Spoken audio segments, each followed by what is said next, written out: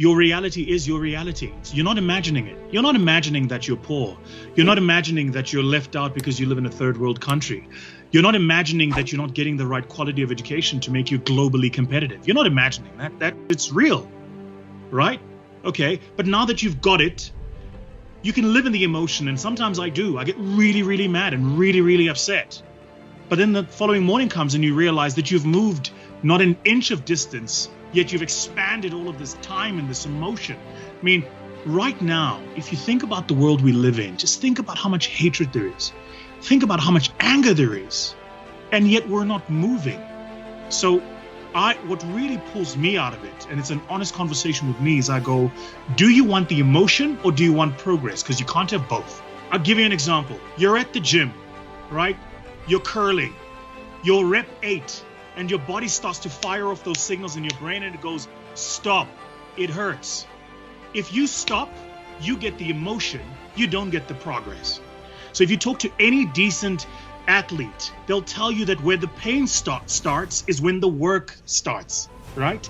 Talk to any decent entrepreneur that's built a large-scale business. They'll tell you the they had to go through. So you either get the emotion or you get the progress, but you can't have both, right? We're living in this world today where everybody is just so deeply embedded in the emotion. I want to be angry at Tom because he's X, Y, and Z, and I want to be angry at Vusi because, yet you make no progress.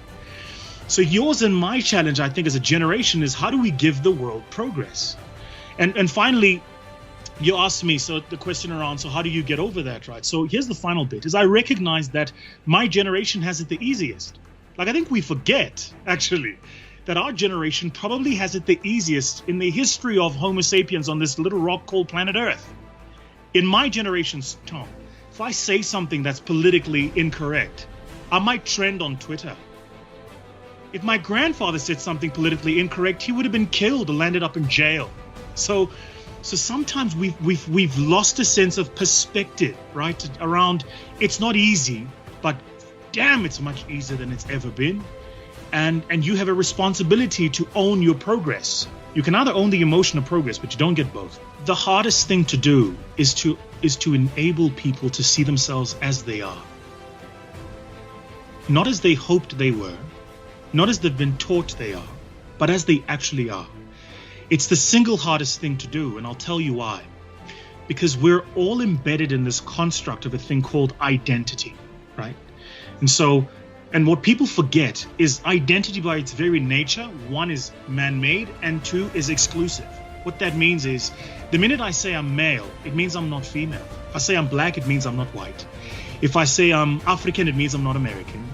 If I say I am, educated, it means I'm not illiterate. So all the little words we use to construct identity put us in a box. They don't free us, right?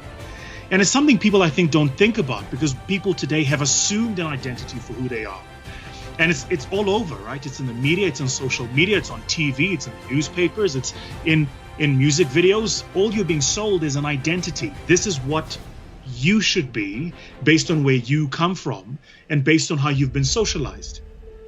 Very early on, my father taught me that I didn't have to be what society told me, right? That I could be different. Here's a great example. I'm short, therefore I can't model. Okay? I mean, it's not established that short people should model, but whether you should or whether you can are very different tests, right? And by the way, I approach every little thing in my life like that. Like all the shit I do, I go, I shouldn't, but it doesn't mean I can't. There's a big fucking difference. So if you're telling me I shouldn't be in the room, you may be correct. It doesn't mean I don't have the capacity to be in the room. I'm going to force my way in and I'm going to get to change your mind. So this thing about identity, I think is so powerful because in today's world where we're no longer demographics, we're a psychographic now. There's a kid living in Kuala Lumpur who's never been out of Kuala Lumpur who sounds like a kid in Brooklyn, New York because he's watching Jay-Z on YouTube. But he's completely immersed in that culture and he's never left his small little village, right? And that's exactly the point, is everything you've been taught you are, somebody taught you that's what you are. Now, you can keep that identity, but again, you can't get the progress. And so what a lot of people do is they hang on to it, right? In South Africa, it's often about gender. Sometimes it's about tribe. right? So what tribe you come from. There's a big generation issue. So it's, I'm part of it, this generation. Yeah, all those things are true.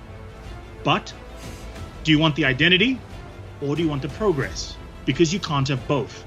Everything we know and have learned about identity is given to us. It's a template that somebody has given you, and you can just choose to run that script of Macross or not.